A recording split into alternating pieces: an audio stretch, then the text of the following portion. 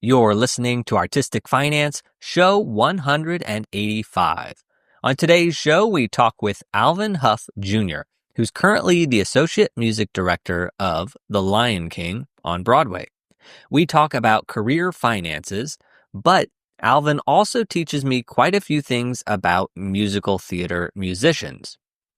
We discuss dollar pizza, being a saver, not a spender, living off per diem while touring, rehearsal calls versus performance calls, rates of pay for different numbers of instruments, the difference between the piano and the keyboard, working a double in musician speak and what that means for your pay scale, and the importance of family and Alvin investing early on the advice from an aunt.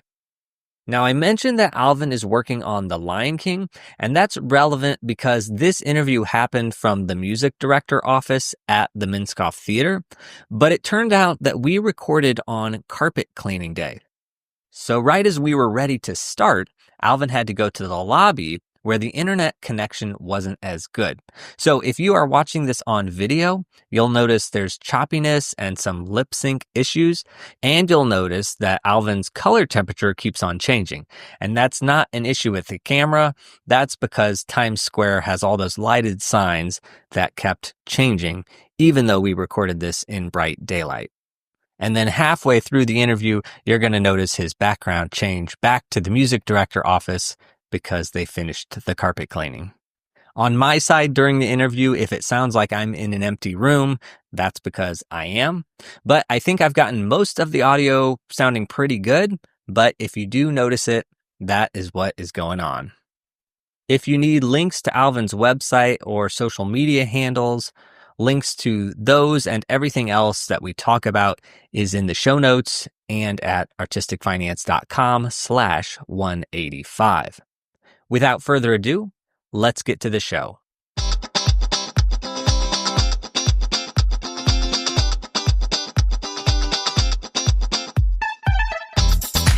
You are listening to Artistic Finance, where we help creatives learn about the business of show business.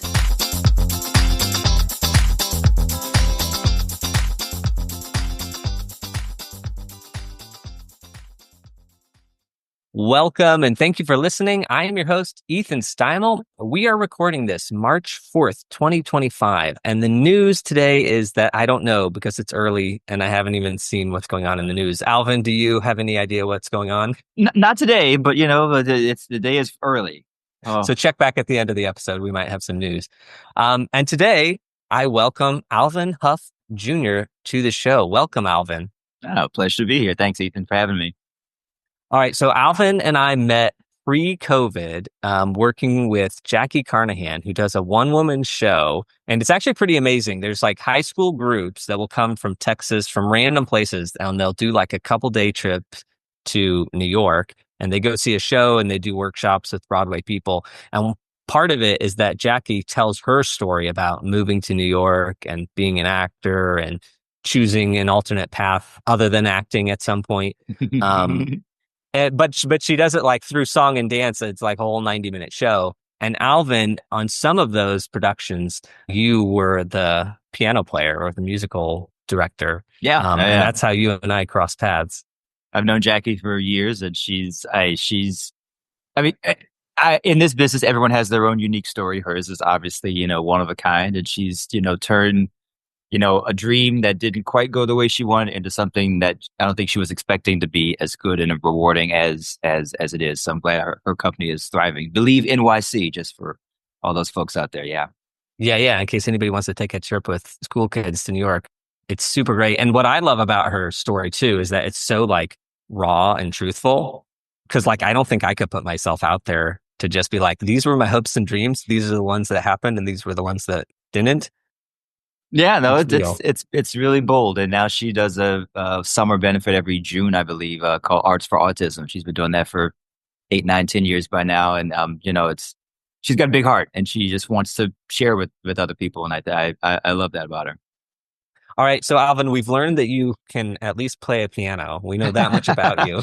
That might be it, Yeah. Can you tell us a little bit about yourself? Let's see. I am not ashamed of my age. I'm 41. I've been in New York for about 16 years now. I do play a piano. And it's very interesting you said that because I definitely classify myself as a piano player, which is very specific. Not that I have anything against keyboards. I understand their versatility and their function in life and space. You know, that they take up a lot less space than a grand piano would, but I enjoy the relationship that a player and a piano have. I feel the instrument talks back to you with the vibrating strings. Like I enjoy feeling, one with the instrument, and I don't quite get that with the electronic. Maybe, but that's me. That's me. And I'm not very tech savvy. I know like where's the power button, volume, great. Okay, if anything else goes wrong, I'm out. Don't look to me for the any answers. Wait, I want to jump in here for a second. This is a Do it, tangent here, but do it. okay, so I didn't know what I was getting into with this piano thing, but because I know you've worked on several Broadway shows, and I just assume a Broadway pit has no room for a piano, and therefore it's always a keyboard. So, like on your Broadway shows, if you were playing piano at all, were you playing a keyboard or not?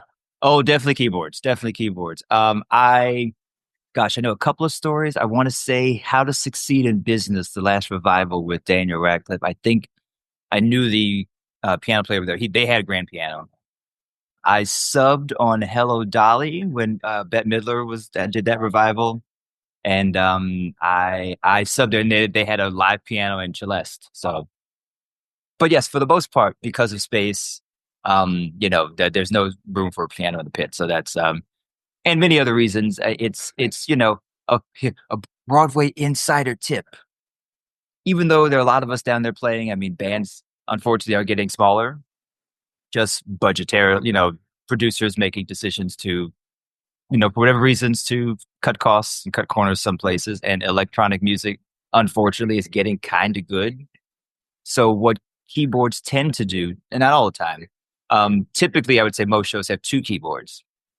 There's a first keyboard that, plays the sounds that most resemble a piano and give you that, what you expect out of a piano sound. The second keyboard usually is filler. It's adding in stuff. You can program it to layer many things. You could layer a whole string section into one key. You could, in different sections of the keyboard, you could have the higher register play a French horn, the lower register play, you can mix and match and you layer different sounds and make the orchestra sound fuller than it is. It's more of like a supplemental piece. I said, without getting too far off tangent, which I sadly, unfortunately, think that with the advancement of technology, that supplement might become replacement. I hope not, because I enjoy what I do, and I know plenty of people that are very good at what they do, and I don't think the human element of music can be replaced. The occasional mistake, the occasional scoop or fall off, or whatever, like personal, whatever you put into it, like that person is making something fresh as opposed to here's the electronic sound of, which could sound like very pure and wonderful, but doesn't have any passion behind it. So don't know how sophisticated audiences are with like recognizing that all the time. But I Yeah. I enjoy, a show that's, 99%. That's okay.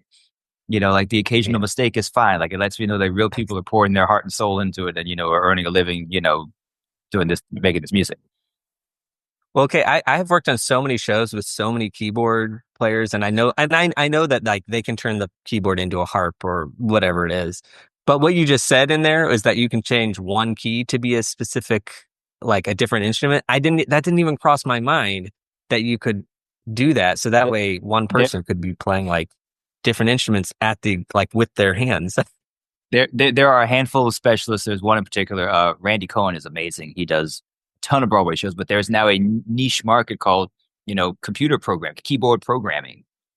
And he works with the orchestrator, and the orchestrator says, well, and for these 8 measures, I want the right hand to sound like a flute and the left hand to sound like a bassoon. So can you make that happen? Sure. He could split the keyboard that way. And then you change the patch and you have a different configuration for the next 8 measures or whatever, the situation is. So yeah, there's a multitude of different, combinations of sounds and things. And you could, it's kind of crazy. And you could change octaves. You could play what you would say middle C is on the piano, but on a keyboard, you could change it to sound like the highest C on the keyboard, but you're playing the one in the middle. It's you can manipulate. There are a lot of different tricks of the Wild. trade that kind of, yeah, All wild. right.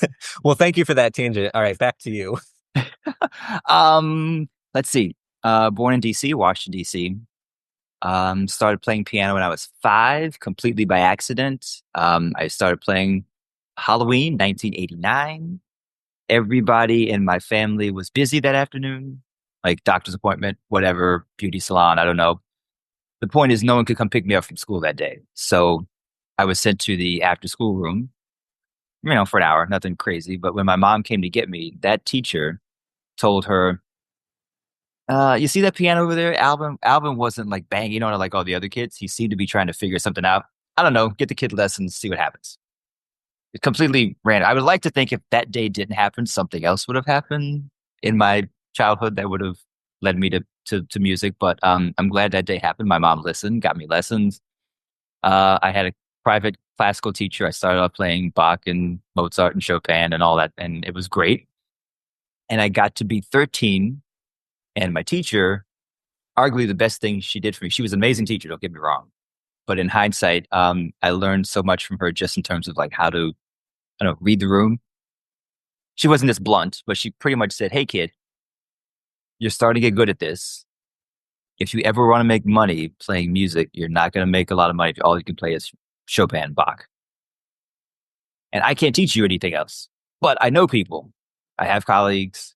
So the summer I turned 13 changed the trajectory of my life. She took me to my church, and she was a small woman. She was tiny, but she was very powerful, very strong-willed.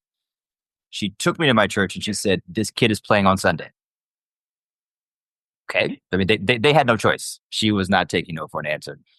So I could still see my first Sunday, summer. I know school was out, so end of June, beginning of July. And I'm playing my first hymn. And I'm a reader. I'm reading the music and I'm playing. And the organist is across the way from me. And we lock eyes and he just points up. And 13-year-old, innocent, naive Alvin is like, "What? Is there a bird in the church? What are you pointing up for?" Of course, he went up a half step. And I had no idea what to do. Crashed and burned. Of course, now looking back, I know what my teacher did. She put me in a place where she knew I was going to fail, but be surrounded by people who already knew me, people who would love me and who would like push me and support me to get better. And the choir directors there, the organist, like I work with them, and that's how you figure out how to learn how to follow a singer. When someone skips a verse, you got to jump with them. And the choir wants to do a tag. I mean, they want to repeat the last line, 3 times for extra emphasis. Like all these little things that you don't. It was like a job. I kind of like learned on the fly, and it was amazing. I played there for years. That same summer, she took me to a suburb of Washington to a summer camp, and they were doing theater. I'm like, what is this theater thing? The first show I ever did, they were doing Tommy, written by The Who. Inner city black kid right here you're talking to. I didn't know anything about rock music. I didn't know anything about musical theater. And it was like refreshing in a way. Like, I'm like, oh, this is something I don't know much about, but I like it. It's different. It's, unique. And don't know, listeners out there, how well you know Tommy, there's a famous song in there called Pinball Wizard, which is primarily played by guitar, but piano joins in too. And it's not the easiest thing to play. And the guitar player in that summer camp, I was 13. This guy was, I don't know, 30, 40 years old. He was far older than I was. His name was Neil. And I'll never forget, like he played a little bit piano, but he took time out of his schedule, like on breaks and whatever, coming early, stay late. Like he would show me some things like, you want to approach it this way, and try to help me out because he could see I was struggling. And I don't know, I think that's one thing about this industry. It really fosters community, and playing in an orchestra in a pit with other people. It's not just about you, it's like everybody has to do their part, pitch in to like make the overall sound good. And I think you develop friendships, past just working with folks. So yeah, that was when I was 13. I did that summer camp for 7 years. We did Annie, Grease, Chess, Joseph, Barnum. We did, all sorts of shows. And it just got me into this like, oh, wow, theater really is, all encompassing. Many different, in whatever genre you can think of, someone has probably written a musical in that style. I guess maybe the most interesting thing about me is I don't have any degrees in music. I didn't go to college for music. My mom was always supportive of me, but she said, "All right, music's great. What happens if you break a finger, sprain a wrist? What do you? Then what happens?"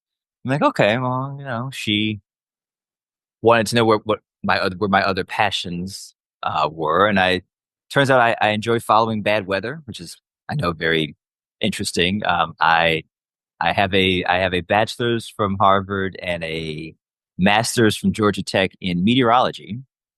They're clearly not using right now. I love that though. That is just like of all the things, because I was reading your bio and I was like, excuse me, what is that? It's not a mistake. Yeah, that's my other passion. So I was kind of like prepped to go to school. I was in Georgia. I was at Georgia Tech. I was in Atlanta. I started the fall of '07.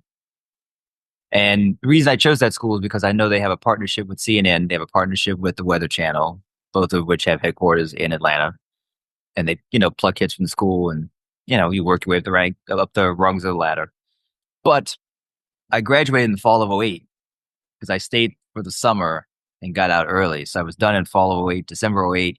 And I'm sure folks listening, they know what I'm going to say because, it wasn't that long ago, huge recession.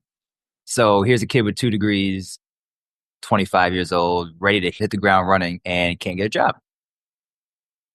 I guess to be it completely, transparent, like I did find a job, but it was in Missoula, Montana for 25K. Born in DC, went to Harvard. Now I'm in Atlanta. It's like, I'm a big city kind of guy. I'm like, I'm not moving to the middle of Montana in my mid 20s.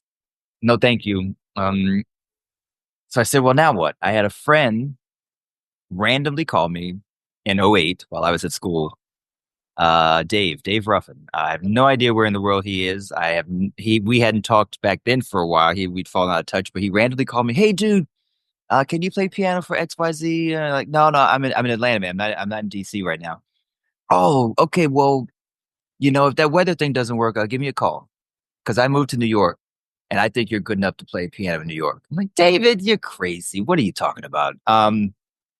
But here I am now with 2 degrees. So I'm like, hey, Dave, remember you called me a couple of months ago and said, well, here I am. He's like, great. You got to move up here. I'll introduce you to some folks. It'll be great. So January '09 is when I moved here. And naturally, the people that he knew that wanted to make a connection, like none of them panned out. No, they didn't need anyone.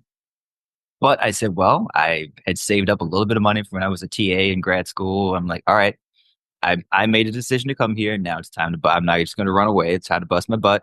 I made the business cards. I made the resumes. I cold emailed people. I did stuff for free. I, did just trying to break into the business. Caught a break in '09. And this business is so word of mouth. So much word of mouth in this business. It's kind of crazy, but, turned my first break into, I can't believe I'm saying this, a 16-year career, which is just very odd. And I'm grateful. You know, That's amazing. Well, we've learned so much about you. I want to find out about your creative personality here more than we already know. What is a live event that you like to experience as an audience member? I'm guessing that answer would have been different, 10, 12 years ago versus what it is now. Cause, I got a little boy who's going to be 8 on Saturday. Got a little girl who just turned 6 in January. I guess I see things a little differently now that, I have 4 little eyes and 2 little mouths to feed. I kid shows are meant to be kid shows. They are what they are, and they're not necessarily for the grown-ups, but it's there's something kind of magical about going to a kid show and just watching your kid be mesmerized by the smallest thing and just think that it's the best thing ever. And they're just their eyes light up when the lights go down and the bright lights come on, and they're like just transfixed. I think, like, as a parent, like in the audience, just kind of being like, this is really cool. and they're learning something. They may not clock it as like a learning experience, but maybe hopefully in 10, 20 years, if when they do something, they're like, oh well, I appreciate it when my dad and my mom took me to the ballet and they took me to shows and took me to things just like to expose me to stuff that otherwise they may not have seen. Now, pre-kids, I don't know what I would have. I'm not the huge like rock concert kind of guy, but I do appreciate a good experience. I can't say I've been to like a Beyonce or Taylor Swift or some sort of like huge mega extravaganza like that, but I would love to see like a Stevie Wonder in person or something like I don't know, like some icon like that. That would be amazing. I guess I don't know the closest thing. What do we have now? We have like John Legend, John Batiste. I've met John Batiste before. He's phenomenal. We did a late night event on Colbert, like a one night thing, and that's back when he was still playing for him. And I got to just be in his aura, and he's just such a nice dude and like killer talent. Like I mean, I just wish I had like a tenth of the talent he has. He's phenomenal. I love that. And I love that about kids shows because I have a 2-year old, almost 2-year old. He's not old enough to go to a show just yet, but he's going to get there. Now I'm really looking forward to it. And then they can't wait to tell you, like at the end, like, Dad, did you see the blah blah blah blah blah? I'm like, yeah, yeah, I was just sitting next to you. Yes, I saw the exact same thing you did, but they just can't wait to share with everybody. And it's just, no, it's awesome. All right. Are you good, bad, or neutral with money? Me, well, I don't want to toot my own horn. I'd like to say I'm pretty good with it. I got to give a lot of praise to an aunt of mine who worked for the government, put in her time and, retired early and, she didn't have any kids. My mom was the youngest of 10. So man, Aunt Diane is somewhere in the middle. I don't know, fourth or fifth. She didn't have any kids of her own, but she enjoyed spoiling the rest of us. If that makes sense. She was kind of like in charge of, giving money for A's on report cards and stuff like that. And, trying to make sure people like us kids were studying and doing well in school. That was important to her as well as any aunt, uncle, grandparent, person would attest. I'm definitely more of a saver than a spender. I'd like to think I'm, pretty good with money. I'm sure you have follow-ups to that, like, so I'll let you. No, that's so refreshing to hear.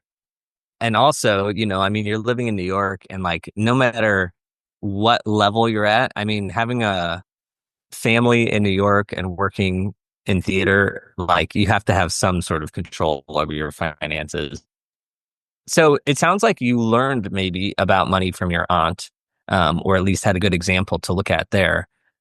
When you started your career, so I guess when you were hustling in New York, what did your financial picture look like when you were starting out?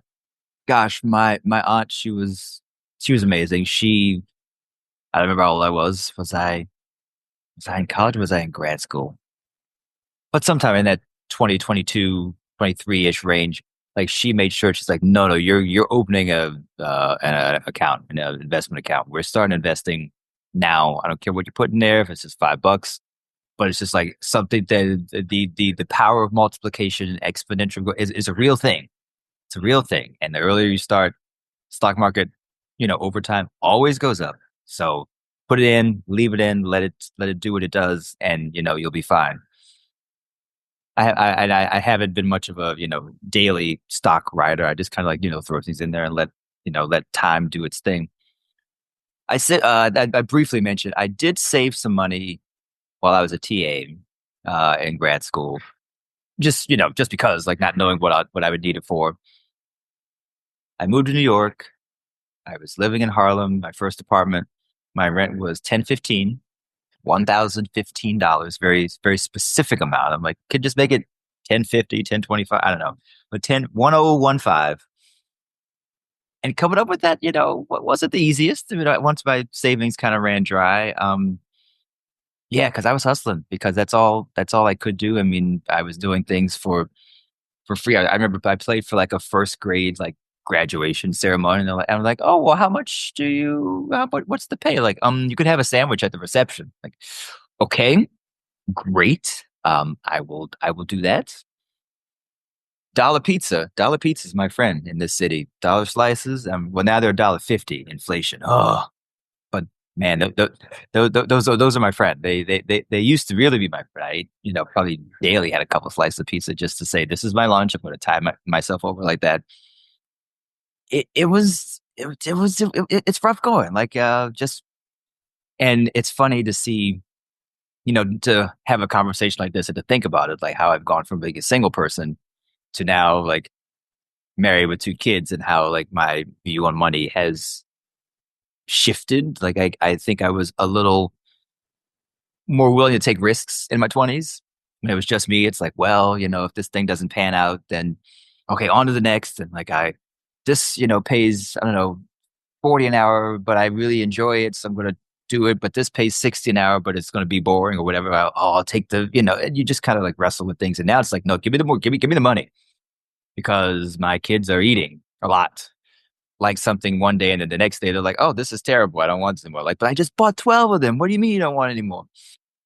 Probably the biggest thing now, my break was in the fall of '09. I was doing a show for free. I was the assistant music director for a NYMF show, New York Music Festival.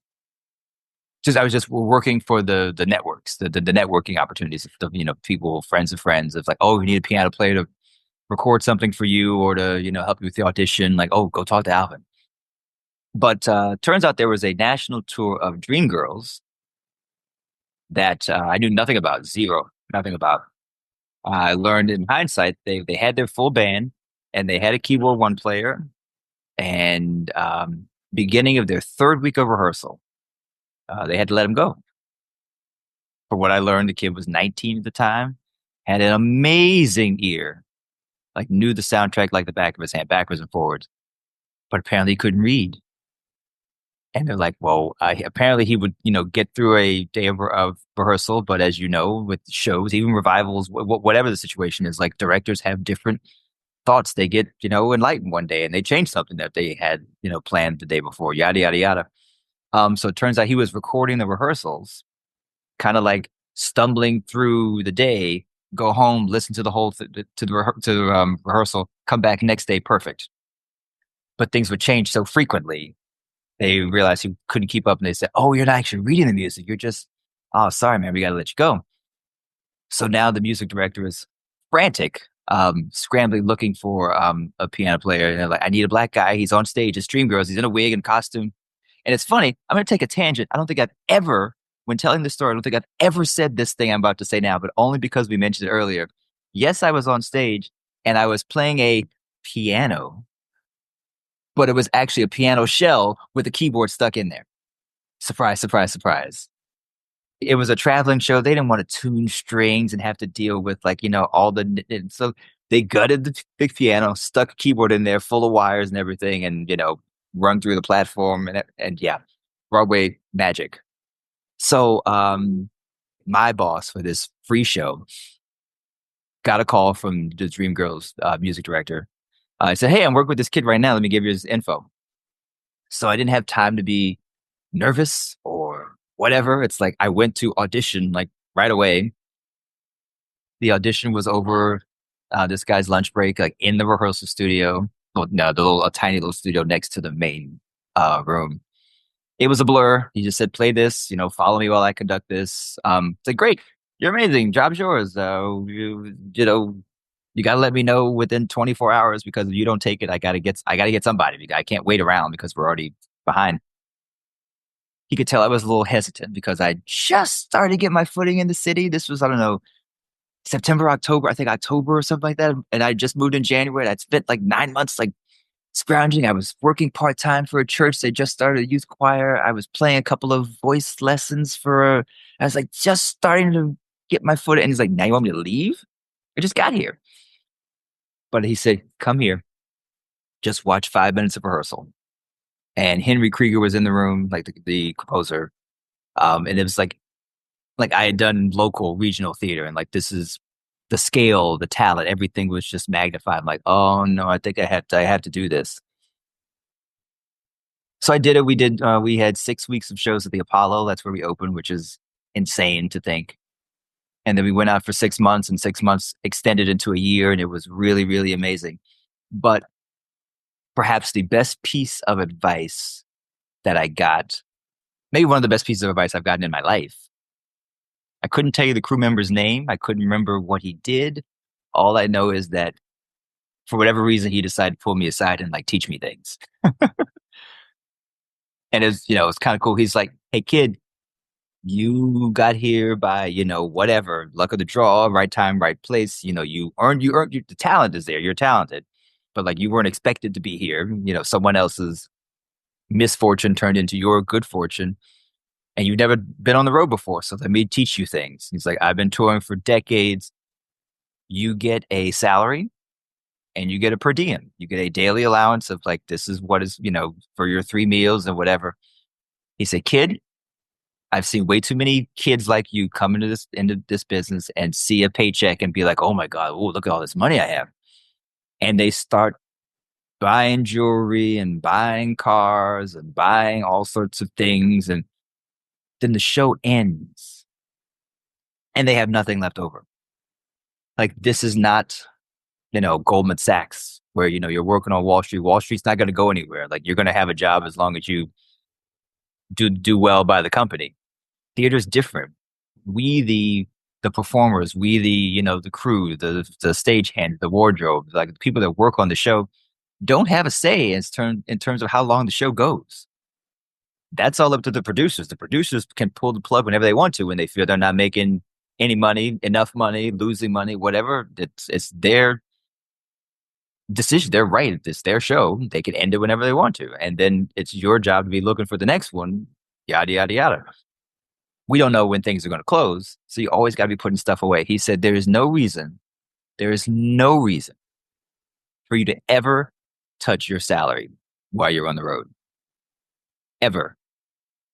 Barring huge medical, unforeseen, whatever, calamity. He's like, the per diem is enough to have 3 meals and to go have a couple of drinks at the bar in whatever town, any town, USA. The per diem would differentiate from, I want to say it was 75 a day for most cities. And then I think for like LA, Chicago, bigger cities, I think they might have been 100. Something. And it's like, if you can't have 3 meals and a couple of drinks at the bar for $75, like, what's wrong with you? What are you spending money on? Sure, like you might rip your jeans, need a new pair of pants or something, like fine. But I mean, in terms of like day-to-day stuff, like if you're spending more than $7,500 on, like that doesn't make any sense. So I hadn't thought about money in that way or how to approach like a professional finances in that way before.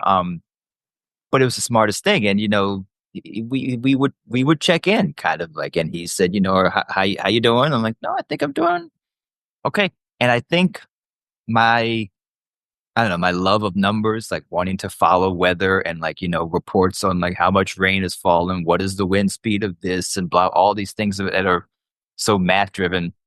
I think that's led me to, because I started then, like I when I was on the road in end of 2009 into 2010, it was very crude because it was just for me, kind of keeping a budget like of some sort, just to make sure, like, how am I doing? Have I dipped over into my paycheck or not? Like, oh, well, I came out of one city, even like saving $50 the per diem. That's great. Like, well, can I do that the next city? And I would kind of keep track of my daily expenses just to make sure, I wasn't going into my paycheck. And I ended that tour, like I had a good chunk of change when I got home. I don't know exact costs of living in this country anymore, but New York is, if not the most expensive, one of the most expensive cities in the country, obviously. And it's like, I had just been to, Des Moines and Louisville and other smaller markets. And I got back to New York. I'm like, oh my gosh, yeah. I used to have a beer for $4. Now this one's $7. This isn't right. All those little nuggets of like putting money away in every city and just living on my per diem really, I don't know, it kind of changed my way of thinking. And then when I got back to the city, I kind of tried to keep that up. Like, I mean, sure, like, the occasional big expense, whatever comes up, but it's like, I think that mentality that this one crew guy, for whatever reason, decided to impart his wisdom with me. Hopefully he imparted it with other people too, but I guess he was taken to me because I kind of like joined midway of the rehearsal process. So I really wasn't expecting, I didn't have like, I didn't like get the job and realize now I can start getting my life in order. It was kind of like thrown at me because it was an emergency. I was an emergency replacement. So maybe he took a little bit of pity on me and just tried to say, "Hey kid, let me try to help you out and not see you run your finances into the ground." And so I've kept that up. Like my wife and I, she's amazing.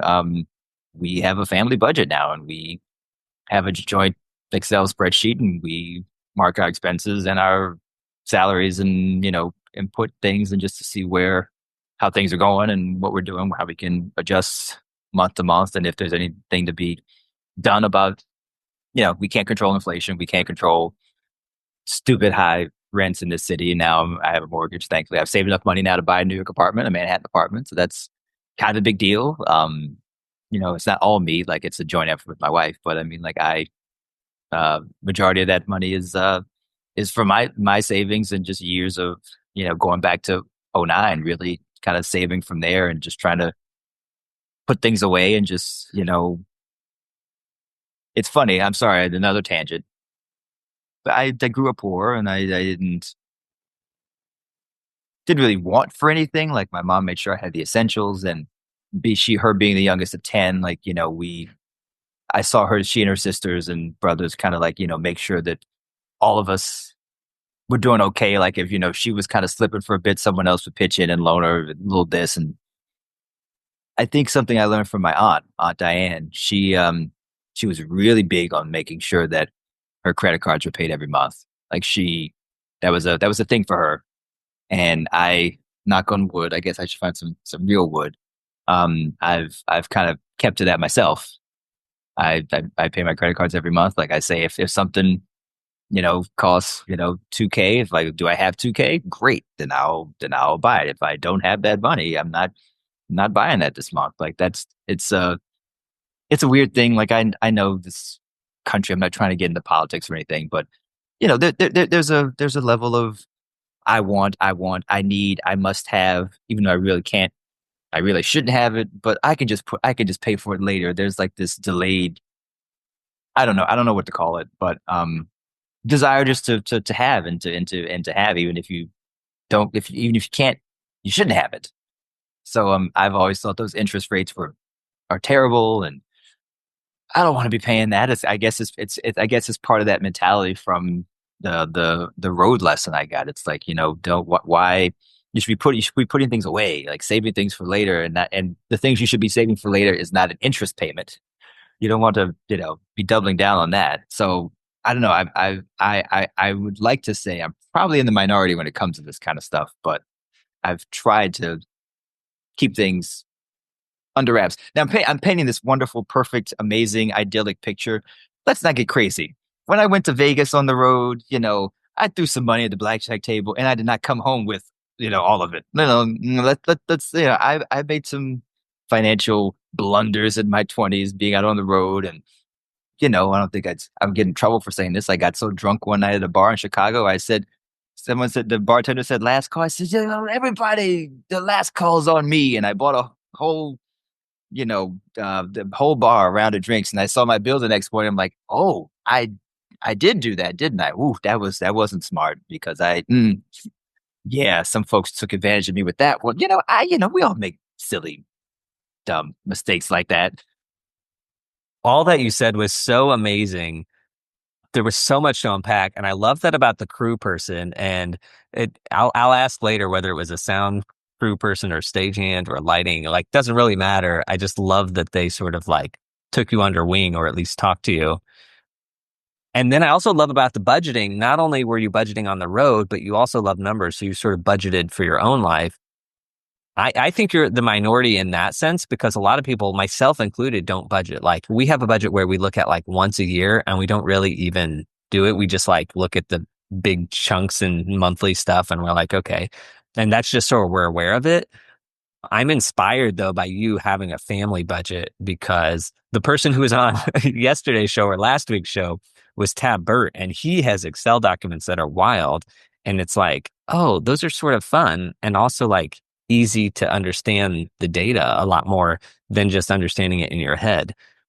And then I love that you said paying off the credit card every month, because that is something on this show that people have gotten into so much trouble with. And that attitude of like, if I have the money to pay off the credit card of the thing I'm buying, then I'll get it. And if not, I have to figure out another way, or I have to delay getting it or something. Like that would be a last resort. I think that is totally the correct attitude for credit cards, regardless of their interest rate. Like our credit card has an interest rate of like 20%, and not an exaggeration. It's like 20.3. But we pay it off every month, so we're not paying that. But if we ever got into a pickle, like that would skyrocket and balloon so quickly. But even if you have a lower interest rate than that on a credit card, like a 1%, which I don't know that exists. But even if you did, that would still like tack on more and more if you ever get into a situation.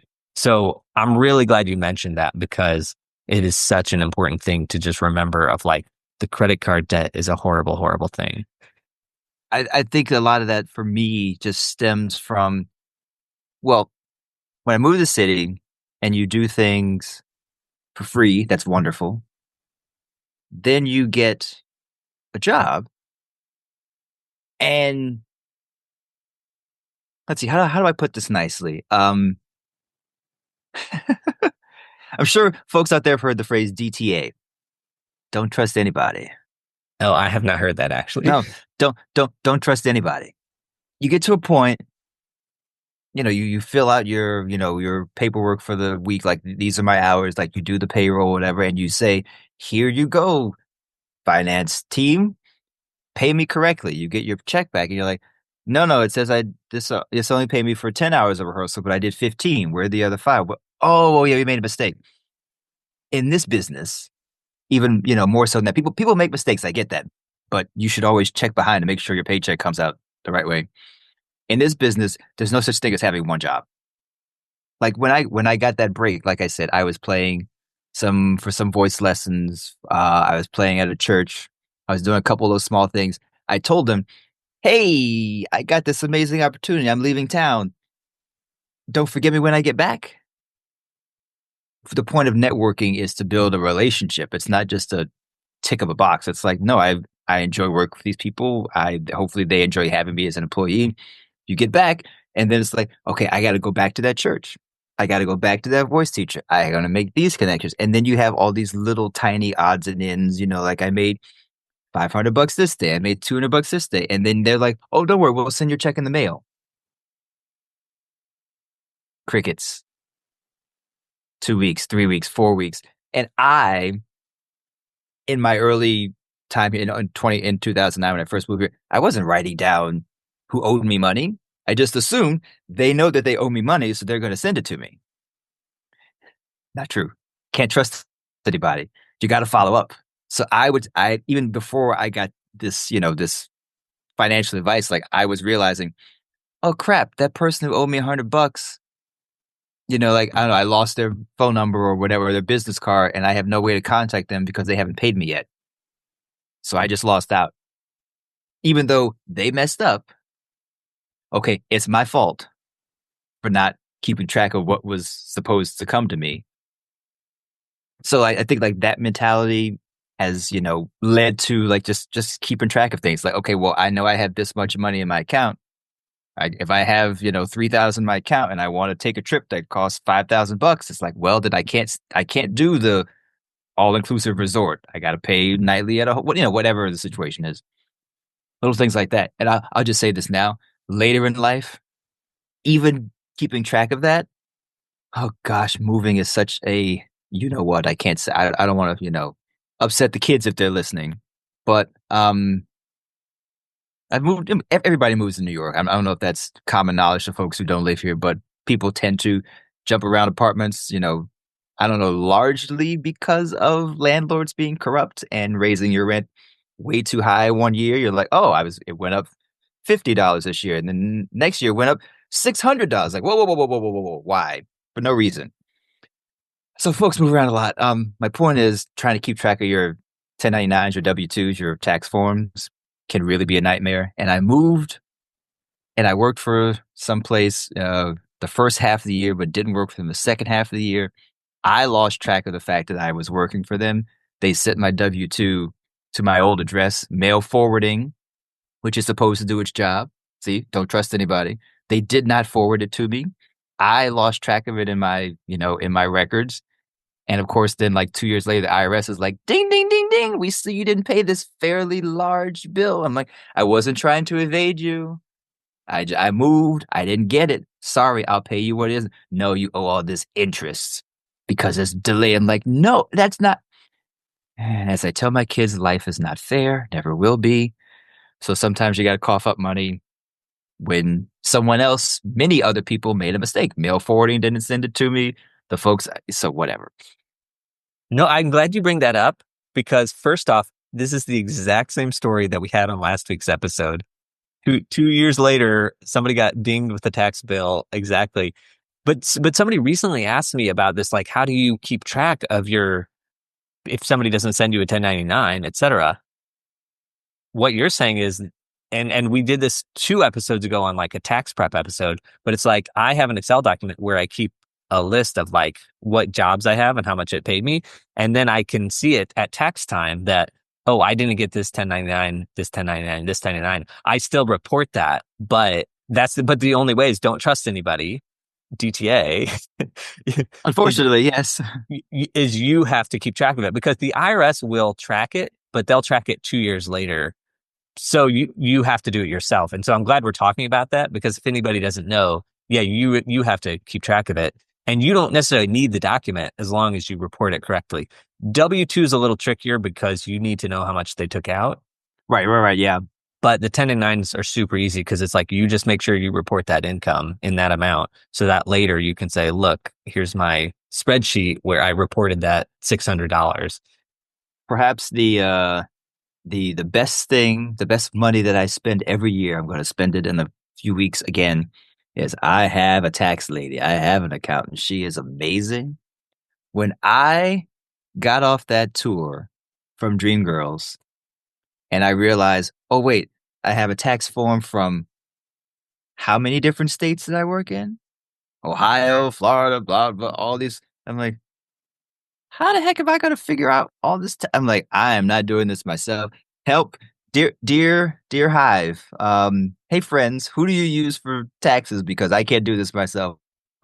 Well, I don't want to put in the effort to learn how to do this myself. Slash, when I make a mistake, I don't know how to fix it. So I need help. I need a professional, and I've been using her since 2010, 2011. So and she's amazing, but it's like even her prices go up.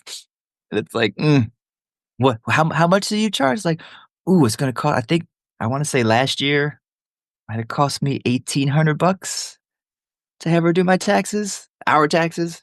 And I'm like, oh, that's a hard pill to swallow. But you are gonna, make sure they're done right.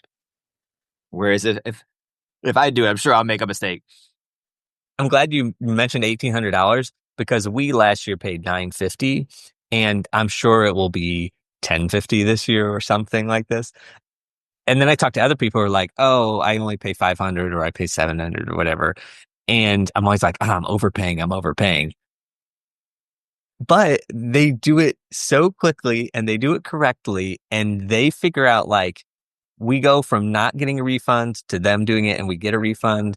And so even though every year I'm like, oh, it's so much money, for me, it's very, very much worth it. Peace of mind. You can't put a price tag on that. Okay, all right. So we've learned that you have a mortgage, or I assume you have a mortgage, and didn't pay in cash. I wish. So you have a mortgage, you don't have credit card debt. Do you have any other debt like student loans or medical debt, anything? I am very gratefully I don't. I do. It was one of those things that my God love my mom, God love my aunt and all the other folks. It's like, oh, so you're making A's and you want to go to where? You want to go to Harvard? Are you nuts? Do you think I have Harvard money? Oh, you better start writing papers and getting some scholarships, boy, because we're not paying for that. So I got a fair amount of scholarships, and thankfully, a lot of schools now, if your parents make, I don't know what different schools have different thresholds. If they don't make above a certain amount, my mom wasn't making anything. She worked first. She was working at a bank as like a transfer clerk. I don't know what she was making 15 years ago. I don't know, 40K a year. Nothing extravagant. And Harvard had a, if your parents make under blah, blah, blah. My dad wasn't around. He was, so his financial situation didn't go into the picture. So it's like single mom making 40K to like, oh, we'll give you some grant money and some scholarship money. It was to like supplement the scholarships that I had earned. So I got very, very lucky there. But yeah, the mortgage I did not pay in cash. um, yeah, and it's still a sticker shock. How much it is, but for my wife and I, like, I have no qualm saying that my wife is white, and so our kids are mixed race, and for us, we kind of made a decision. I was very lucky to marry up. My wife is amazing. She is a doctor. She's a pediatric ICU attending at Columbia, and she's amazing. She also does a lot of research on the side. Well, I shouldn't say on the side. She values them both equally. We kind of made a decision. It's like, well, our kids, we not try to slight those that do, that feel they have to move to Westchester or move to Jersey and get that yard and that space. It's like, well, I don't want them to, kind of lose sight of the fact that, like, that they're both black and white, that this country, this city is a melting pot. There's so much to do in this city. It's so easy. Like, we don't have a car. We don't have to shovel any snow. We want to go to a museum. We just kind of close our eyes and jump on a train and go 3 stops and you're at a museum. I mean, there are so many hidden playgrounds and parks and things to do in the city. And we said, no, we like it here. We kind of want them to see that there are rich people, there are poor people, there are black, white, straight, gay, whatever opposites you can think of. Like, they all live in Manhattan. They all live in the city and they all ride the subway together. We're all trying to get from point A to point B and live, hopefully a happy life. And I think we thought that was important for our kids to see, like, that this is kind of how life works. And it's not just a gated community, where everybody looks the same and everybody goes to the same high school. No offense to that. That's what you want. Then, good for you. God bless. It's not what we chose. We wanted to, kind of have the city at our fingertips and to say, if we want to go to the Natural History Museum today, we can just do it. So yeah, that was kind of our thing. So we wanted to make sure we wanted to stay, despite many efforts from colleagues and friends. It's like, come on, move out to Westchester. I'm like, no, that's okay. It's one of those things. Like, for me, as with her being a doctor and having a crazy schedule and being on overnight calls sometimes, and me working late. It's like, granted, the MTA is not the best. I'm not giving props to the MTA by any imagination, any stretch. But the thought of possibly having to wait an hour for a Metro North or a New Jersey Transit train, like after working till 10, 11 o'clock at night, if I miss my train, I got to wait another hour to get the train, to then go to the station, to get in a car, to then drive 5, 10 more minutes to get to my house. When am I getting home? That kind of was a turnoff to us. Like, if she needs to get to the hospital quickly, or something, like, we're already in the city. You don't have to worry about, oh, there's traffic on the GW Bridge. You're going to be stuck. That's us. For folks who think differently, I'm not knocking you. To each his own, his or her own. I love it. I love it. And also, my wife and I, we hate commuting. Like, it is the worst part of our life. But we would rather be on like a subway commuting than driving ourselves. Touche. Now, I realize that commuting has its perks. Like, I don't know, possibly listening to podcasts. Call me crazy, So, not all bad. But I could do that on the subway too. Touche. Okay, all right. So these next questions, it's a 2-parter, and obviously, if you don't want to share anything, you don't have to. Just caveating that. But the job is, and we sort of learned about your first industry job, but the questions are: what was your first industry job, and what did it pay? And then what is your latest job, or one of your latest jobs, and what does it pay? Gosh, yeah.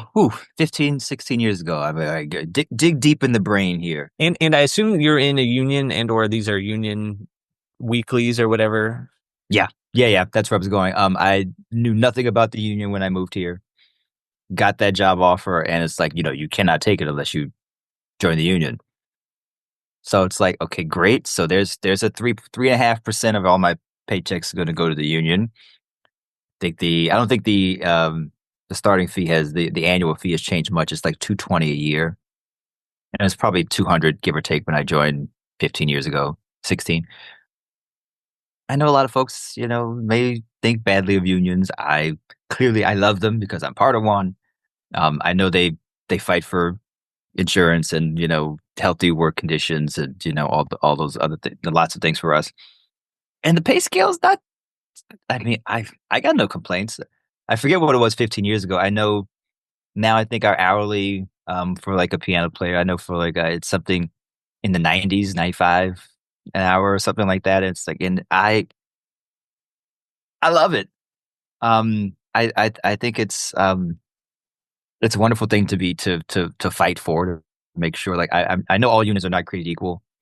I know the stagehands, as far as I know, tend to have the strongest coalition, but musicians, we don't do too badly for ourselves. I think the actors, I don't know, sometimes get the short end of the stick, even though they're the ones with their face on stage and everything. But I think the musicians are doing okay.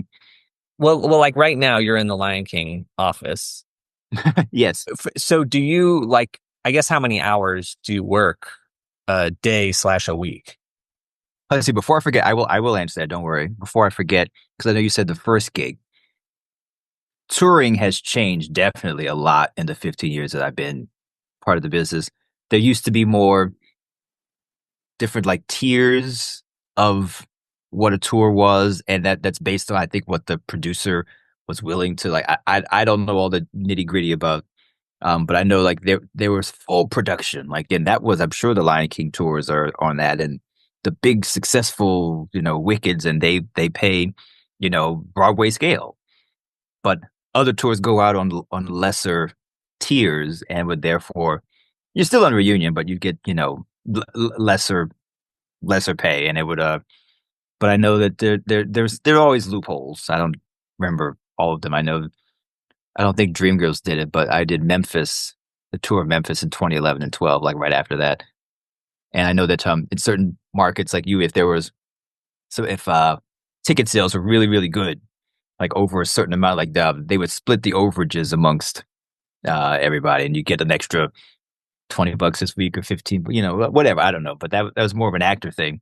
The musicians never dipped into that pot, I guess, because I think we were paid fairly well, just regardless, as far as like taking a little bit of a pay cut, but the possibility of getting that overage. I know the actors usually benefited from that. But yeah, I know I mentioned the per diems. I want to say they were in the 75 range to like 100 for bigger cities. But now, it's it's kind of funny to think that we get a cost of living increase every year. Like that's what our union, fights for with negotiations when they come up. And it's been in the 3.5%, 4% something in that range, which is typically what it is. But hey, those years when inflation is 5, 6, 7, 8, 9%, like we don't always see we'd never see those numbers. My rents when I was paying rent would definitely not increase by 3%. Let's just kind of leave it at that. You could take your guesses of what that means. But now, I mean, I'm thrilled to be where I am now. I got here, I would like to think, by a strong work ethic, by always showing up, kind of being a good team player. The casting agency that cast Dreamgirls back in 2009, they also cast Lion King. I didn't know that at the time, but when that tour ended and I got back to New York, beginning of 2011, I think our last city was like Christmas in Detroit in 2010 or New Year's. And we got back in January of 11, and the casting agency said, "Hey, kid, you're new. I know you're new in town. You've been great for us. Do you want to be on our audition pianist roster? When shows need to cast." I'm like, "Of course I do."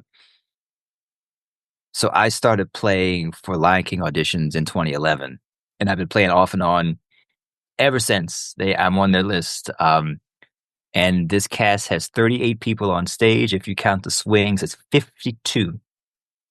It's a really big show. they're always in need because unfortunately people get injured or folks get other opportunities, yada, yada, yada. There are, I don't even know how many companies worldwide, but definitely a North American tour. I know they're in Toronto now. I know they want to open again in Sydney. There are a lot of English speaking tours of this show out. So they tend to do auditions here in New York. So I've played a lot of auditions. I mean, probably thousands of hours over the last 15 years. So when their music director of a couple decades decided to retire last January, they moved the associate up, Sherry Rosen, who was amazing. She rightfully became the commander in chief here, these music wise, and they put out a search for a new associate music director, and I was on that list. And I'm assuming all those hours of auditions and just like being in the same room with the casting agencies, with the directors, with the choreographers, getting to know them. They chose me, and it's been great. So yeah, I mean, I'm gosh, 90 something, 95 an hour is probably what the rate is, and we get a performance scale that's a little slightly higher than that.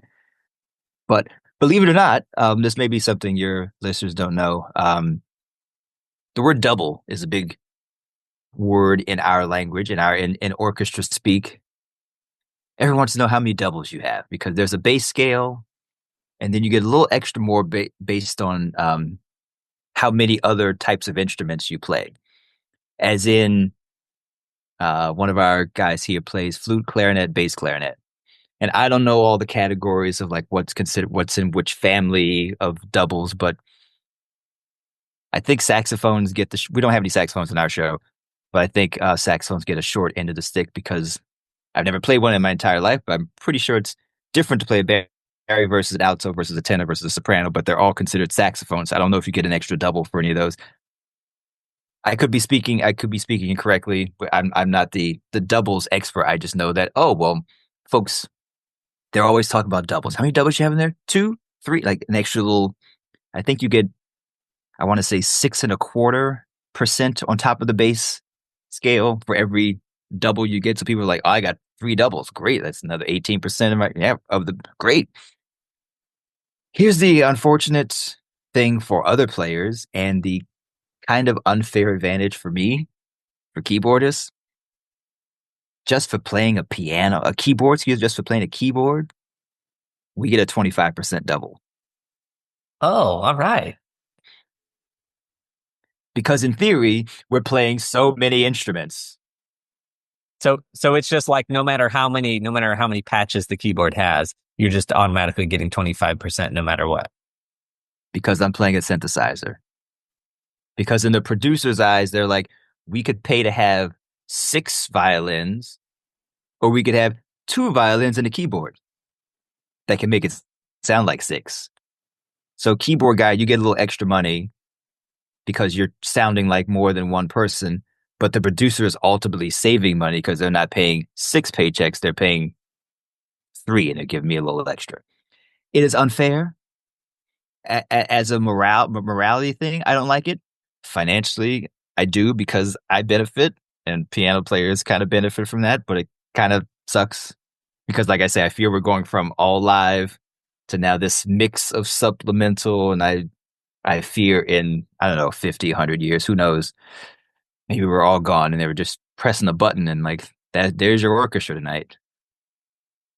I have to say this, it startles me. Well, I guess it's startling me less because it's happening more often, how audiences just assume the music is canned. Because at Lion King, you can't see the orchestra. We're there, but I mean, there are many situations where things are flying over the pit, like they have kites, giraffes like bend their heads down and lean over the pit. There's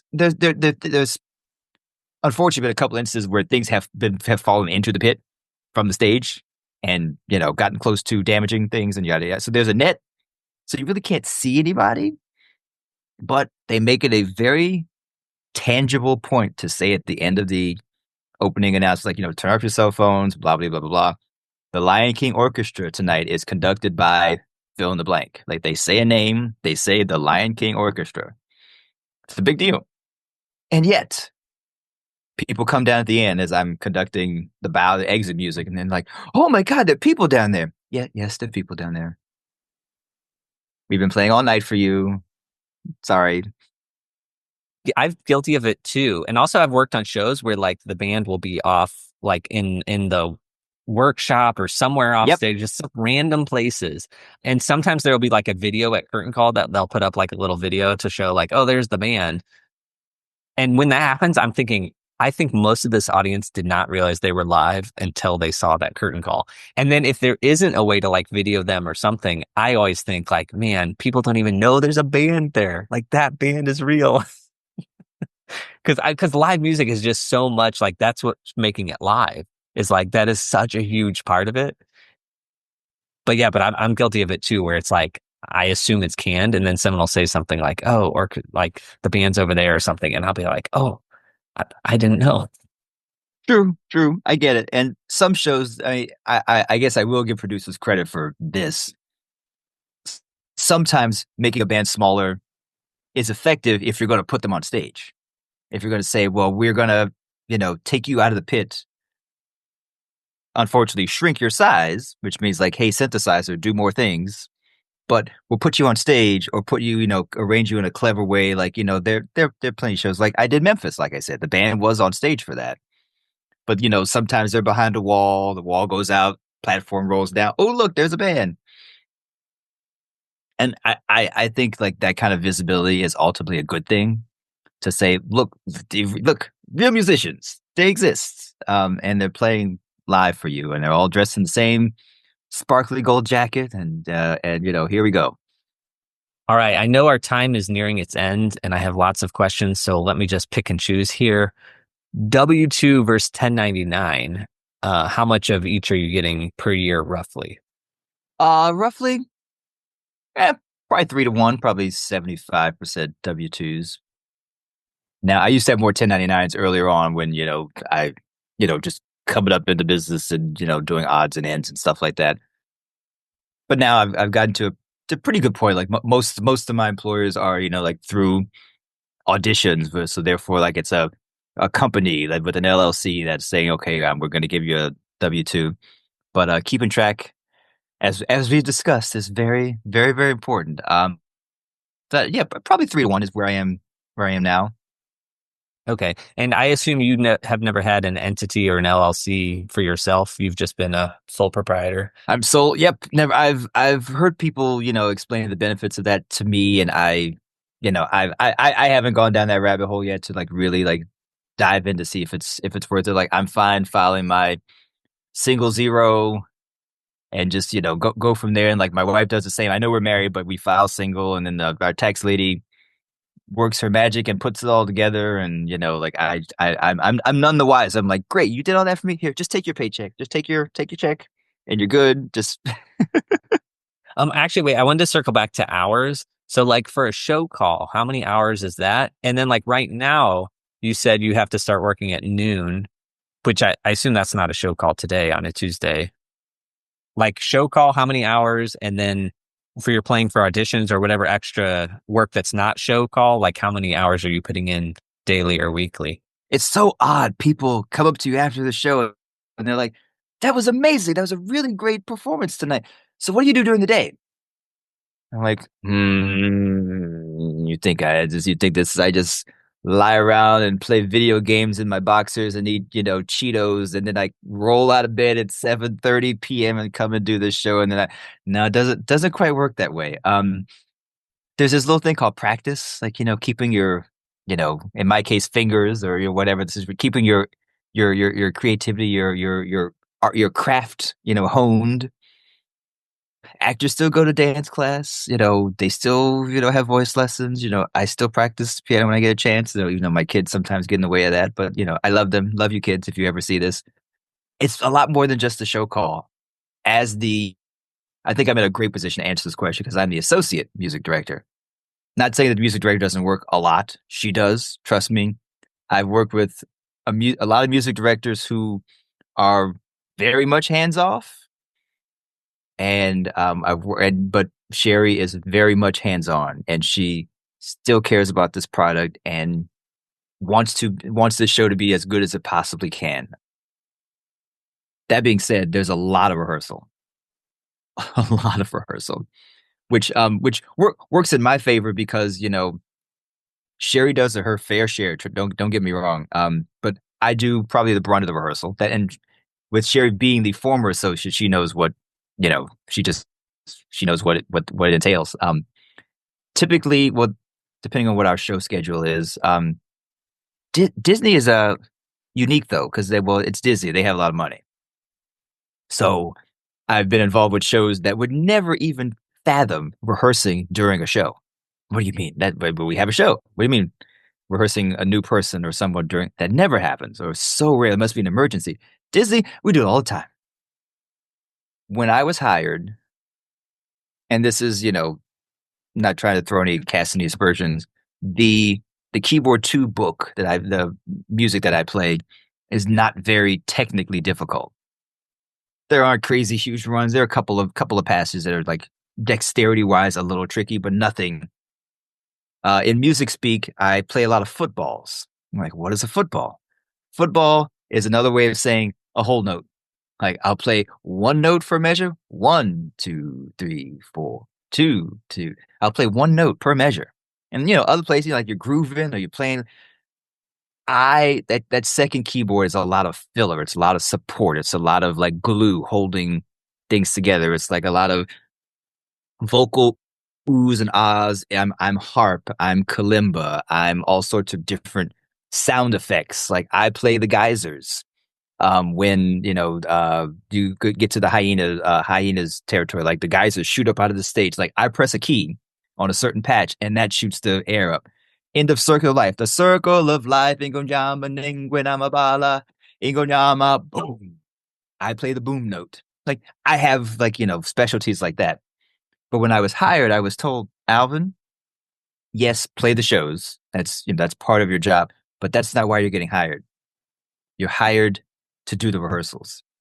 You being the connection between the music director and this new incoming person who's learning the show. Like I'm teaching them the languages because I've been prepped as to how to speak these specific words in Zulu. I would never say I'm going over to South Africa and speaking Zulu to a native person. I would never do that. But I know Ingonyama, my name Wenamabala. I've been prepped in Lion King Zulu. It's like you are like the associate MD is almost like is it like a music director. Like you're qualified to do all those things. Like I'm teaching vocal parts, I'm teaching language, I'm showing the person the ropes and giving them the information. And then the music director tweaks and fine tunes and further elaborates to prepare them, for actual showtime. And then between the two of us, we keep them fresh. Like we have review sessions. Like we have a new person going into the show tonight who just did 4 weeks of rehearsal. And when they would have rehearsal with this new guy who was on a different contract than the performance contract. For the actors, they could only work, I don't know exactly what the deal is. They could only work a certain amount of hours during the day before then doing a show. They don't want to be overworked. When you're on a rehearsal schedule, you can rehearse 8 hours a day if you wanted to. 10 to 6 is a very traditional like theater, like 8-hour block. I know most folks in normal business work 9 to 5. Our 8 hours tends to be 10 to 6. When there's a day of auditions, I know you mentioned that, 10 to 6 is a usual block.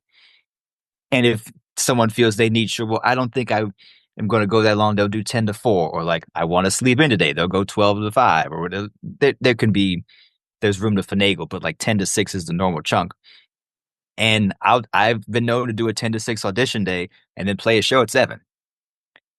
Long day, but I'm very much used to those. But this new guy going in tonight, we've had 4 weeks of rehearsal. I took off multiple shows to rehearse with him in the studio, down the street to get him prepped. And he's going to go into the show tonight. And at Lion King, we had something very special. I've never seen this to this degree. Back at the soundboard, there is a separate system, a separate chair, separate set of headphones where I can listen to each cast member's individual mic. So Sherry, my boss, said, okay, so he's going in Tuesday night. So Wednesday night, Alvin, I want you to take the show off. We will pay you for a show. Bring in one of your substitutes to play the book. You, as the associate, with the knowledge you have, with the extra knowledge you have, how the show works and I have a conductor. I know what cues to look for and listen to. We will pay you a show to go to the soundboard and listen to this new dancer, to listen to him sing all the songs that he sings. And you take notes. And then on Thursday, you'll have an hour of music rehearsal with him to say, I listened to you specifically last night. Here's where you did great. Here's some spots you can improve. Get back out there Thursday night and be even better than you were. So it's like, I mean, something like that that's a very Disney thing. Every show doesn't have the money and the infrastructure to like set that up.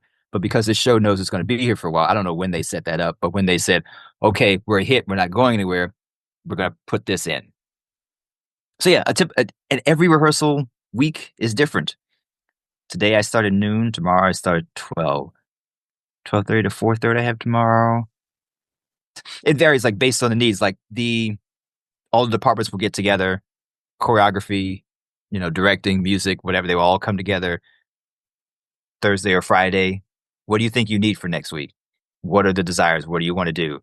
And a stage manager will send out a schedule on Saturday saying, here's what next week looks like for rehearsal. Here's what we need. We're going to be at this studio. We're going to be on stage, yada, yada, yada.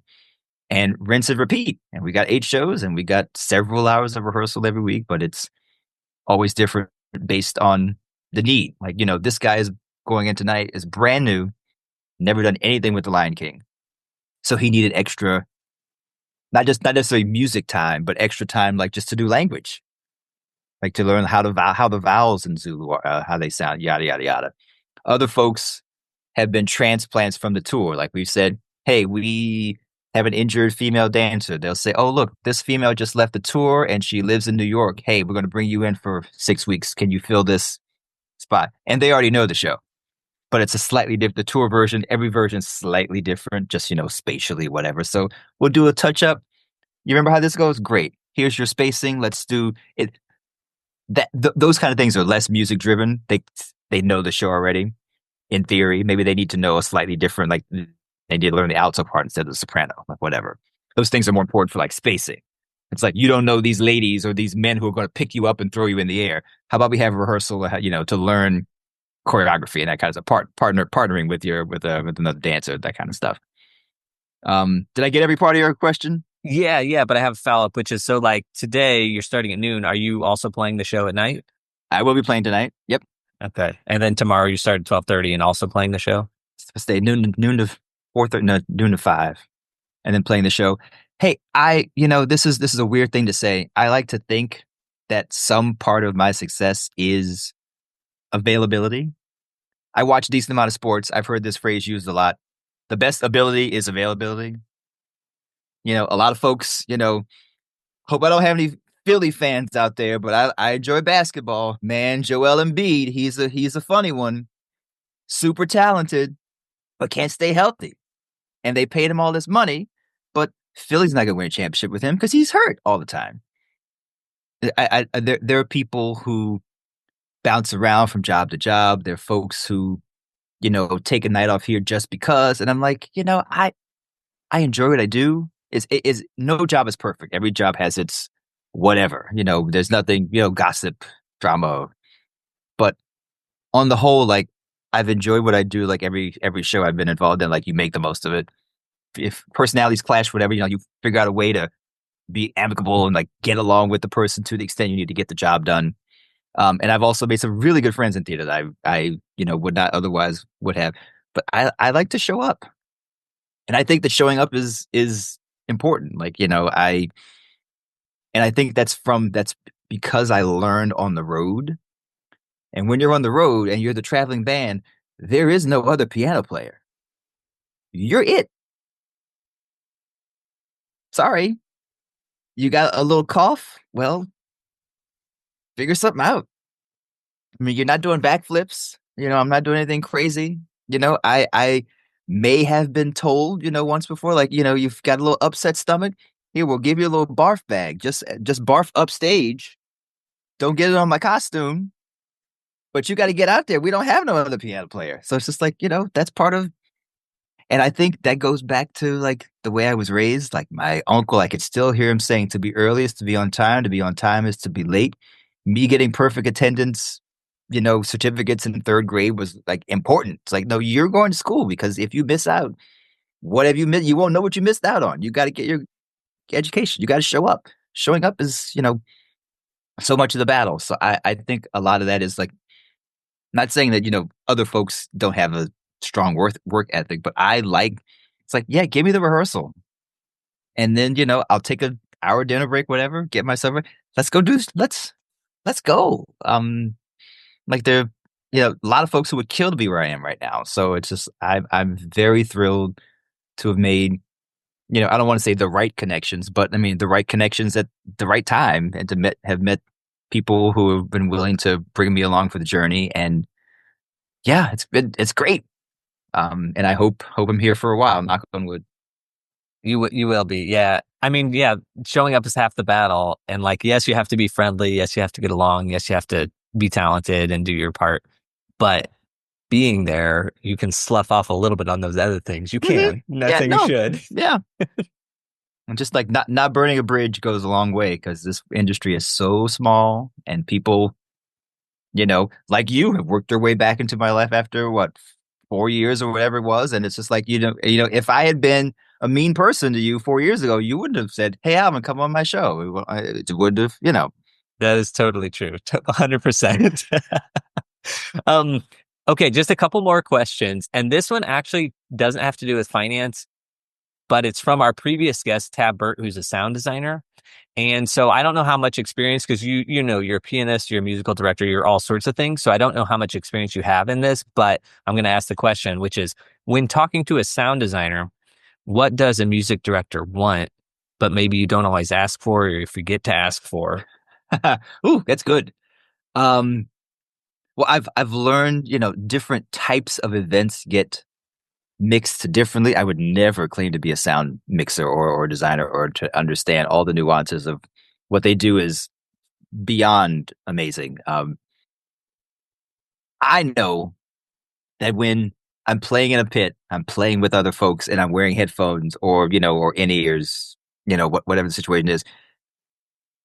Technology is great. There are these things called Avioms, Aviom, or some version of them where you can go in and there are many different channels, sometimes up to 16 different channels, and you can, put different things there on different channels. They assign like show wide, like channel 1 is going to be keyboard 1, and channel 3 is going to be violins, and channel 8 is going to be the bassoon or whatever, and you can alter the mix to whatever you want to hear in your ears.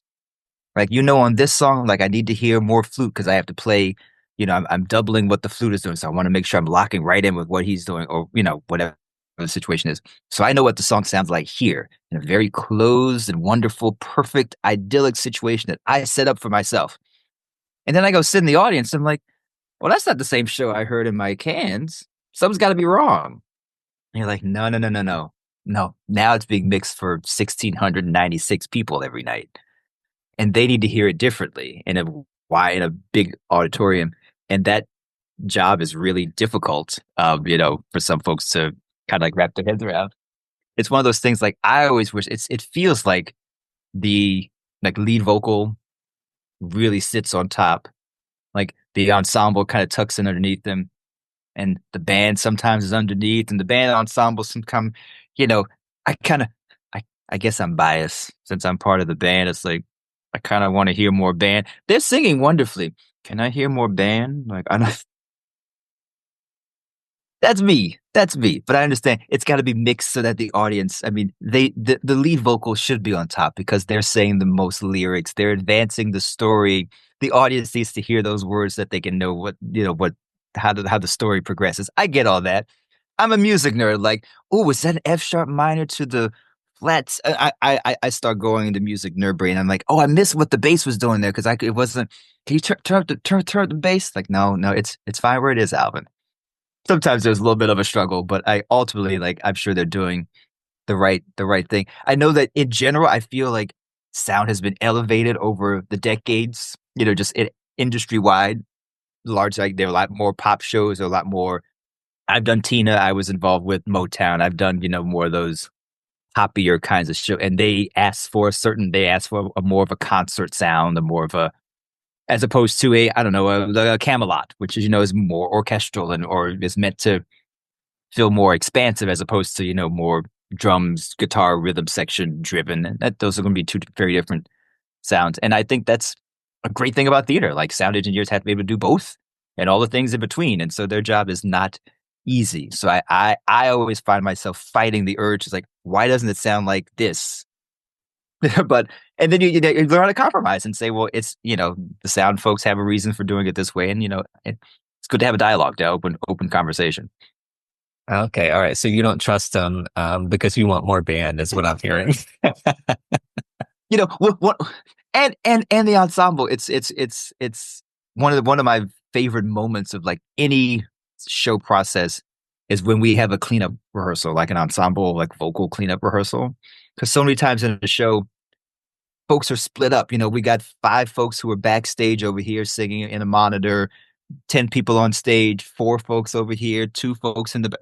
They're all split up and they don't really get to feel what it feels like to sing as a choir, to sing together. So it's like every now and then, every few weeks, it's good to just say, hey, let's have a vocal brush up.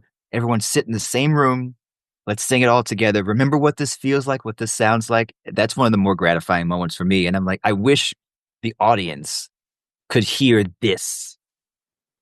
I have nothing against microphones and technology. It's wonderful. But there's something beautiful about just like human voices singing together and blending and, just listening to each other. That's me also being a music nerd. So it's like if I could get more ensemble and more band and like less of the leading lady singing all those words. Like I don't need those words. Who cares about what the story's talking about? Is your A sharp in tune? There we go. Now we're good. No, I love that too, because also like whenever I have Nicole come see a show, I always try to get her to see the designer run. Good point. Because there it's like the fewest instruments possible and you're like right there. And so you're hearing the people with no microphones. And I think, yes, it's completely different than the spectacle that happens like after once the show opens, but it's like such a raw, visceral, like, it's my favorite. Exactly. I'm with you. All right. Final finance question. What advice would you give somebody who is starting their career now? I guess never be afraid to ask a question. If you're venturing into new territory, to just maybe it's the New York in me that, I've living in DC, growing up and going to college, like people don't talk about money. It's not an outward subject, but I feel in New York, people, aren't shy to say, well, here's my rent. I know I haven't been forthcoming with my mortgage. It's just, let's just say it's high. No, Nicole and I, sorry, we bought a house this year too. First time we've ever done this. And it's also high. I believe you. But when I was paying rent, like my 1015, I was sharing with 2 other people. Yes. In Harlem, that was 2009. Like I moved in with some college friends. I had a couple of different spots I was rooming and just, like I feel people share rents, fairly, openly and just to say like, I think it's a New York thing to like, can you believe I paid $17.95 for like an avocado toast yesterday? Like, oh, this is going crazy. People talk about numbers like that a little more openly, I think. But if you run in a situation where you're not quite sure what to do and you're, kind of coming up like, how do I figure out my rent? Like, I don't know, like talking to someone at the Chase Bank, at the bank, like you're going to deposit a check, like, someone says, hey, can I show you something? Like, yeah, maybe you can. Like, how do I, what are your interest rates for, for what am I trying to say? CDs or something. Like, I don't know. Like, what's your savings account, yield right now? Like, how can I try to turn some money? I think everybody wants passive income at some point in life to just say, like, this is gaining interest and I'm not working for it. Like, I've invested in a certain way or, and in my line of work, of course, like everyone wants a residual check. Residual checks are nice. I've done a couple of TV things and every now and then I'm like, oh, I did do that thing a few years ago and I still got a little, it's small, but I didn't have to work for that extra little bit of change. I think just being, I guess true to yourself and hopefully like understanding your limits, which you always won't succeed with. And that's okay. The best teacher in life is a mistake, is an accident. I don't know where that guy is from that tour, the Dreamgirls tour, who I replaced, but I hope he's turned whatever that was, or however he felt about that situation, into something positive for him. Like, I have definitely fallen on my face before. Life isn't doesn't go straight up. Like, there are bumps, there are falls, there are valleys, and that's okay. And just to say, all right, so I messed that up, but how do I get back on the train? And how do I figure out, like, where can I save here? Because, the rule that I could still hear, like, 3 to 6 months. You want to have 3 to 6 months, like, put away of, like, your monthly expenses. You want to have that put away for, like, a rainy day, because stuff happens. And in this industry, you don't know when the rug is going to get pulled out from underneath you and say, "Oh, there goes your job. Show's over. Go get another one. Good luck." And then you're kind of left up to it yourself, and it's kind of cutthroat what we do, and cruel. But for some reason, we signed up for this. So, just, I guess, take care of yourself as best you can, like, when it's just you. And then maybe that'll hopefully set you up for, if you do want a family or a partner, or, to grow your personal, situation. Like, you're hopefully in a little bit of a good situation to start thinking about taking care of one person versus two, three, four. Yeah. I think that's great advice, to ask questions. And also, I'll say, if you think you want to ask the question, just ask it. Because worst case scenario, the person will be like, I don't want to answer that. True. If you never ASK, you'll never GET. I hear you don't ask me, how am I supposed to know you want a second piece of cake for dessert, Alvin? I'm like, well, you didn't ask me. I'm like, well, so I didn't give you one. So you could also ask me. I could say no, but you're in no worse situation than you were without asking. So just ask me for another piece of candy. Okay, mom. If you say so, All right, Alvin, last question for you. Where can people connect with you, and who do you want to connect with you? Oh, gosh. AlvinHoughJr.com. That's AlvinHoughJr.com. Huff is weird, Hough, but it's pronounced Huff. I've gotten all the pronunciations you could think of. That's my website. Gosh, anyone who wants to reach out, anyone in the business, I mean, actor, wig, crew, musician, like, if you're interested in theater, or just, want to chat, like, I feel that when I conduct, one of the more gratifying things is, intermission, end of show, like, someone saying, "Oh my gosh, thanks for sharing your craft, your art with us." And I often hear, "Oh, I used to play the piano, or I used to play the flute, or I used to play when I was a kid, but I gave it up." And I'm like, why? I could feel their regret. Like, I wish I hadn't, like, this music was so beautiful. I wish I kept it up. I'm like, well, pick your flute back up. You'd be surprised how much your brain remembers of things that, as a kid, the kid brain is a very interesting thing. It holds on to things. It really does. And, like, things that you made your hands or body do when you were a kid, you'll be surprised how much is still there, if you really want to do that again. So, yeah, feel free. I've had middle-aged adults, start piano again, or pick up an instrument again, just because. I think there's whatever, if you believe in a higher power, or if you believe in meditation, or whatever, like, I think music is a great tool to just, I don't know, combat the lovely. Ooh, here I am bringing it back full circle. Whatever breaking news of the day may have happened that may be a little troubling. Maybe you're like, I need to go and, play my clarinet to take my mind off of the ills of the world, which I hope nothing breaking has happened in the last several minutes. I don't know. It hasn't. What could possibly have gone wrong? Well, funny you say. Alvin, thank you so much. This was just amazing. I totally had a great time listening. And I want to say that anybody who listened to this already knows that you're an amazing human being, because you're just so great. But I want to say, from having worked with you, that you are so nice, you are so kind, you are so talented, wildly talented, and skilled. And thank you for giving me this time today and showing up to work a couple hours early so we could record this. Yeah, you're amazing, and thank you.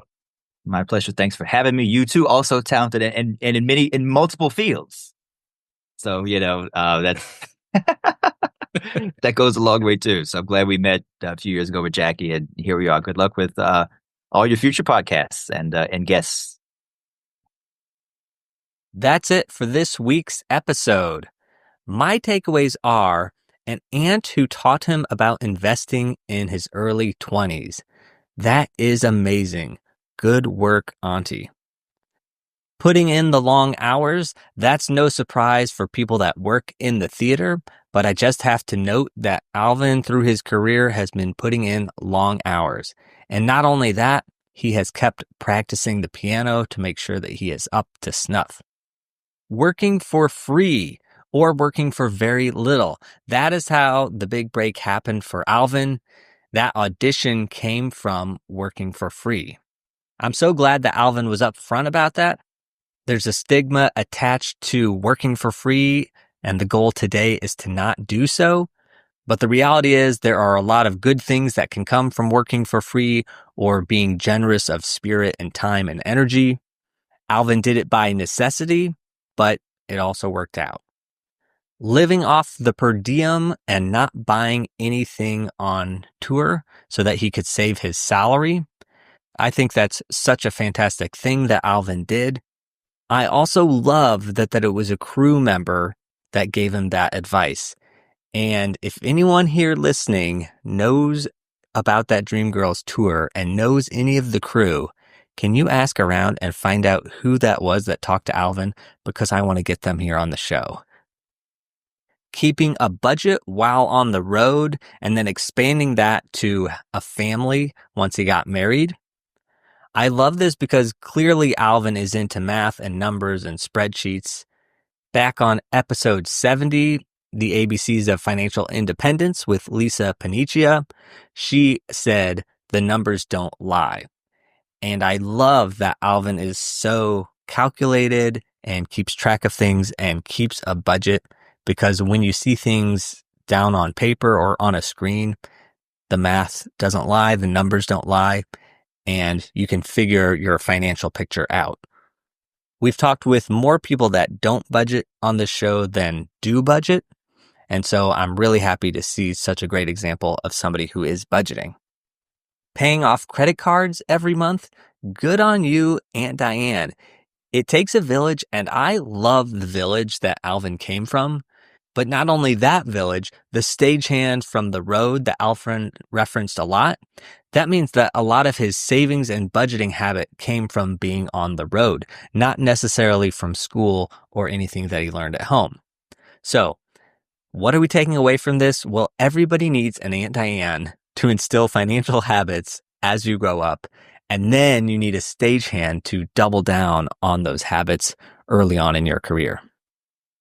So if you didn't have that Aunt Diane or you didn't have that stagehand, maybe you can become those for someone else. Alvin reinforced that point we're learning about keeping track of who owes you and if they paid you. That's something that has happened to me where a few things didn't get paid and I didn't follow up on it for a year or two. And at this point, I'm never getting paid for that. But the easy solution here is put it in your Excel document, look at it, check it every once in a while, and just note if you were paid or if you weren't.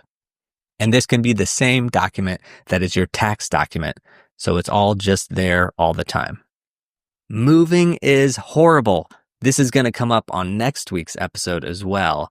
But yes, living in New York City and moving around because rent prices are changing, etc. Moving is horrible, and not only is it horrible, but it also costs a lot to move apartments. DTA, don't trust anyone. Ain't that the truth? And that's something with your financial life and financial picture that you can't count on the union, you can't count on the government, you can't count on anyone. So DTA, when it comes to finances, you have to figure it out for yourself. And I can second that the post office is not always going to forward you everything, even if you have your mail forwarding set up. If you never ASK, you will never GET. I love that, especially because Theo is almost 2 years old, and this sounds like a phrase that I'm going to start using with him. Alvin was referencing with that, asking about financial things you don't understand. That also ties into negotiations. At least ask the question. Because if you don't ask, you're guaranteed not to get anything. And if you do ask and you don't get it, you're still in the exact same position. And my final takeaway is one that I'm glad Alvin brought up, because we probably should talk about it more on this show, and that is passive income. Alvin briefly mentioned CDs, going to the bank, finding out what those are about, and using those to make your money grow. We're going to dive into that a little bit more next week with Isabella Bird. So if you're listening closely, you're actually going to see a lot of the topics from today show up next week with Isabella. And I promise I did not plan that. It just happened that Isabella and Alvin said a lot of the same things, which is super cool. All right. Now, if you are still listening and you've made it this far into the episode, I cannot thank you enough for participating in this podcast land that we are in. If you want to participate even more, there are a few things that you can do to help me out. I realize I haven't done anything for you other than sit here and talk with Alvin for a couple hours. But if you do want to help me out, there are a few things you can do that would be oh so helpful. So pick and choose from these as you want. The first thing is tell somebody about the show or go and share it on social media. Now, I know there's a lot going on in the world, but if you can take some time to share an episode with someone, that is the number one way that people have heard about this show. Another thing you could do is leave us a podcast review on Apple or Spotify, or you could subscribe to Artistic Finance on YouTube. And last but not least is if you're really feeling good and supportive, join up as a patron of the show for $5 a month. All patrons get a podcast feed without ads and early releases of episodes, like next week's interview with Isabella Bird is already up on the patron feed. And by the end of this week, I'm going to have up an interview with projection designer Sven Ortel and another one with lighting designer Beverly Emmons. So if you would like to support me, I can't thank you enough, and you can do so at patreon.com/artisticfinance. That is patreon.com/artisticfinance. The dad joke to end the episode is that Alvin was telling me about his retirement plan. So it turns out that he is going to retire from Broadway and he's going to go try out for the NFL. But he told me that he's not going to need any practice before he tries out because he's already played enough footballs at the Lion King. That's it for today. Until next week, break a leg.